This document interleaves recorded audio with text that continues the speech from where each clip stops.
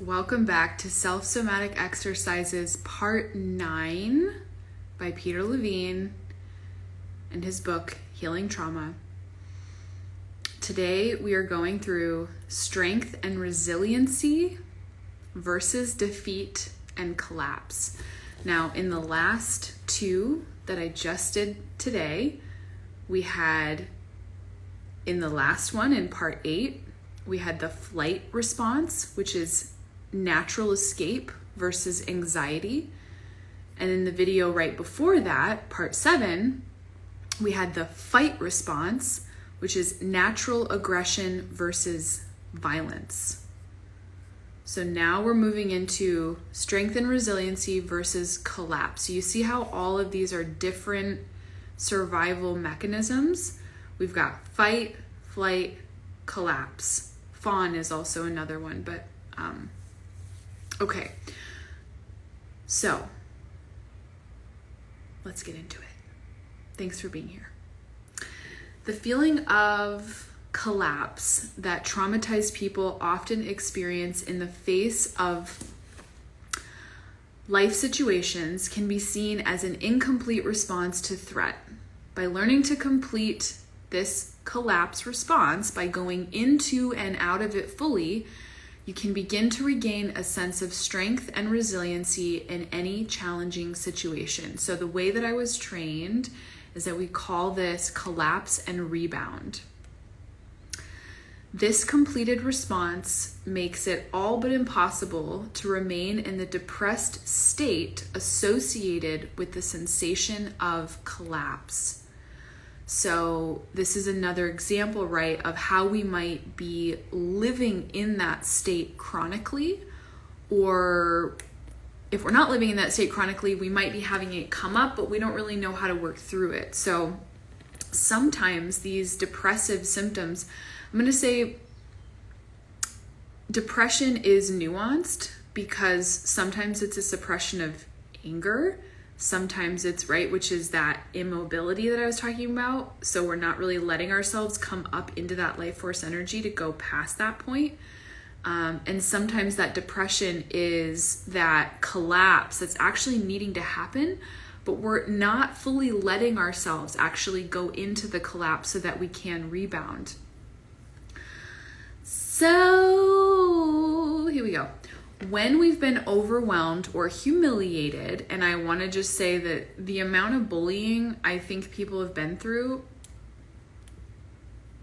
let's just think about all the different ways, right, that people have been overwhelmed or humiliated within their life. So when we've been overwhelmed or humiliated, our bodies tend to collapse.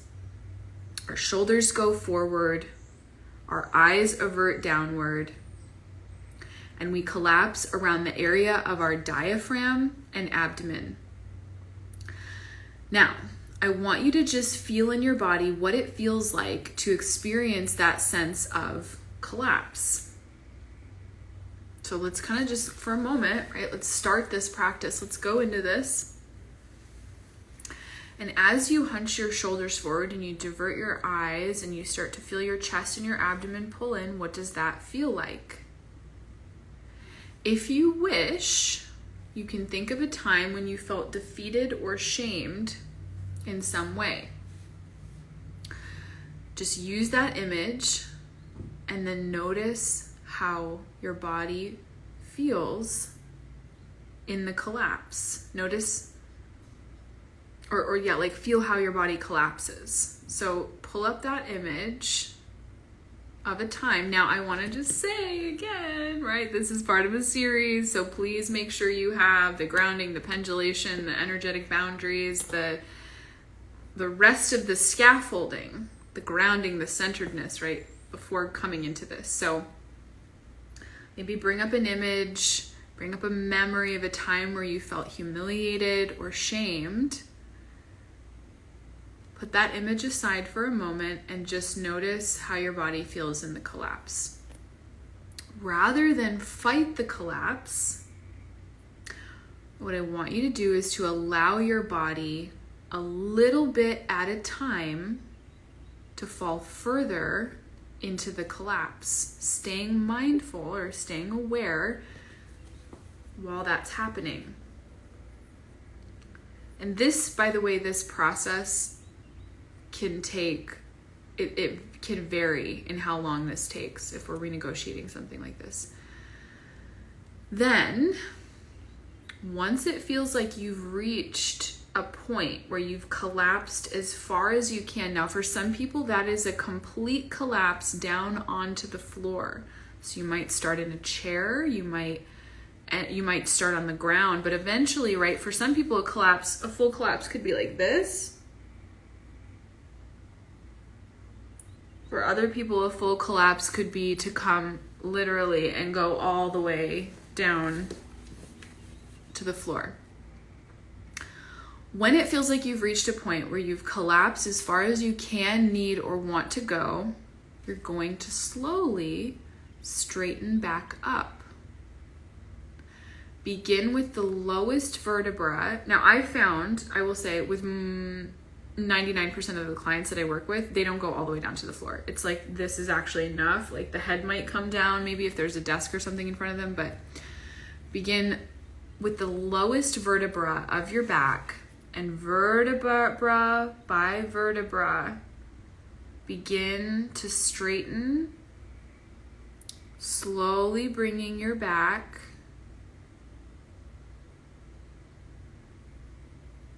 your mid-back, then move into your neck, straightening until your head elongates.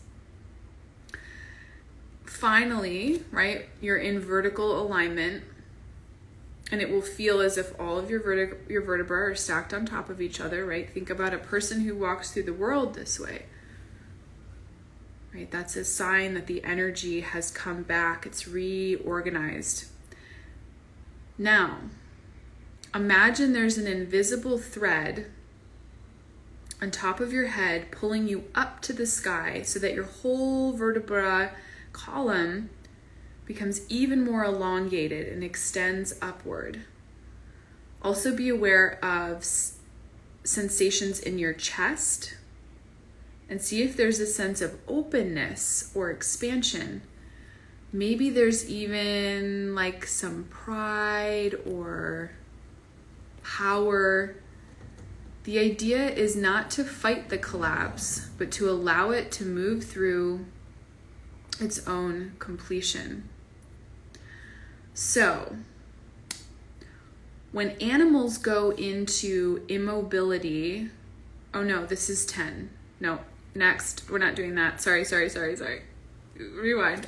Okay, so what I'm gonna do, okay.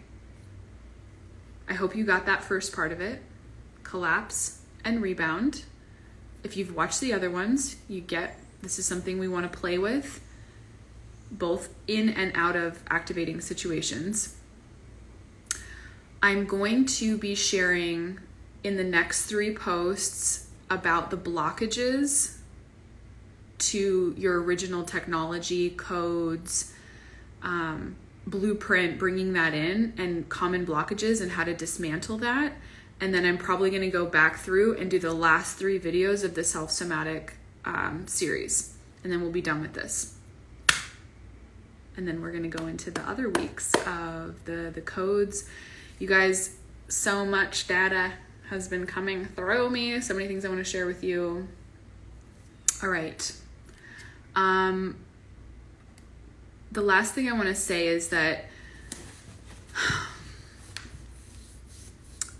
I think that this series has been really helpful for people because it's tangible, it's practical. These are real things. These are absolutely invaluable tools for navigating life, for renegotiating our power, and it's just invaluable. You know, we can mentally kind of masturbate with all kinds of theoretical concepts, but I'm really about functionality and making sure that everything that we're talking about, everything I'm bringing through is functional and can make an actual difference in your life. Because like, what are we doing if we're not actually, you know what I mean? All right. Be well. and I will see you all soon.